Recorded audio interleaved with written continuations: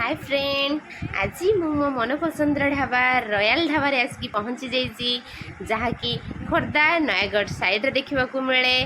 चांदपुर आज्ञा रोचे से मुझे गला बेले सब बेले से ढाबा को देखे आज्ञा को कहे मत के ढाबा को खावाई नहीं कि आसो दिने आम आसी बट तांकर फोन आसला आम रिटर्न करूँ किंतु आज मुझे फाइनाली ये पहुँची जाइए।